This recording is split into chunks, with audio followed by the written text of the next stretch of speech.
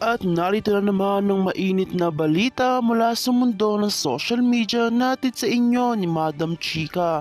Ang mga kaganapan sa palasyo ng Malacanang ay nagbigay ng malaking usap-usapan matapos lumabas ang ilang balitang may malinaw na warrant of arrest na inilabas laban kay Pangulong Ferdinand Marcos Jr. Ang mga detalye ng kasong ito ay nag-udyok ng mga tanong hinggil sa posibleng epekto nito sa pamahalaan.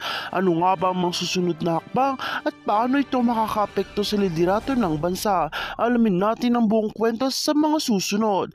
Ayon sa mga ulat mula sa korte, isang malinaw na warrant of arrest ang pinautos laban kay Pangulong Marcos. Ang warrant na ito ay may kinalaman sa mga kasong isinampal laban sa kanya. Na umabot ng mga taon, hindi pa rin malinaw kung anong particular na kasong nagbigay daan sa paglabas ng warrant, ngunit mabilis na kumalat na balita ito na nagdulot ng mga agam-agam sa mga mamamayan at mga eksperto sa batas. Ang mga tanong ay musbong, magiging epekto ba ito sa kanyang pamumuno at ano ang mga susunod na hakbang ng gobyerno. Ayon sa mga eksperto sa batas, ang warrant ay nilabas sa hindi isang simpleng usapin. Ito ay may kinalaman sa isang seryosong kaso na kung saan ang Pangulo ay hindi nakasunod sa mga kautusan ng korte na nakaraan. Gayunpaman, binigyan diin ng illegal-legal na eksperto na dahil sa posisyon ng Pangulo bilang pinakamataas na opisyal ng bansa, may mga batas na maaaring magbigay ng proteksyon sa kanya mula sa agarang pag-aresto. Ngunit ayon sa mga abogado, ang isyo ay hindi pa tapos at posibleng magtaglay ito ng malalim na legal na laban. Samantalang nagbigay naman ng pahayag ang Malacanang hinggil sa issue. Ayon sa isang opisyal na palasyo, ang gobyerno ay patuloy nakikibahagi sa mga legal na proseso at hindi nila sinasantabi ang anumang kautusan mula sa korte. Gayunpaman, iginiit nila na ang pagiging Pangulo ni Marcos ay may mga espesyaladong batas at regulasyon na maaaring magbago sa normal na proseso ng pag-aresto. Tiniyak nila na walang gagawing hakbang ang administrasyon na labag sa batas at patuloy nilang tututukan ng lahat ng usapin ukol dito.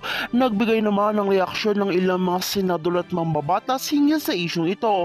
Ayon kay Senator Riza Hontiveros, mahalaga na magpatuloy ang proseso ng batas anuman ang posisyon ng isang tao. Naniniwala siyang ang mga hindi sumusunod sa batas anuman ang kanilang rango ay hindi mananagot sa kanilang banda.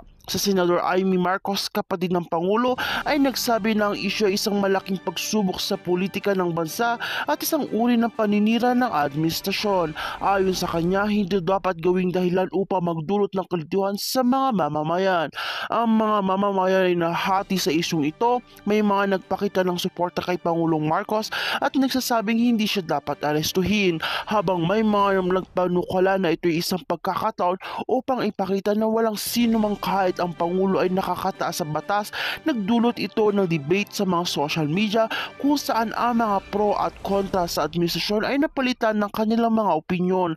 Ayon sa mga eksperto sa politika, ang isyong ito ay maaaring magbigay ng epekto sa mga darating na halalan at sa mga kredibilidad ng pamahalaan.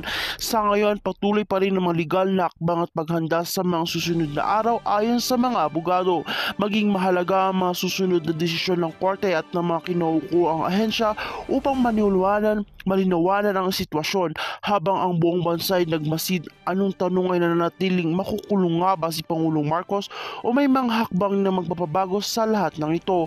Abangan natin ang mga susunod na kaganapan sa kasong ito. At kung bago ka pa lamang sa akin channel ay huwag kalimutang mag-like, share and subscribe para update ka sa aming bagong balita.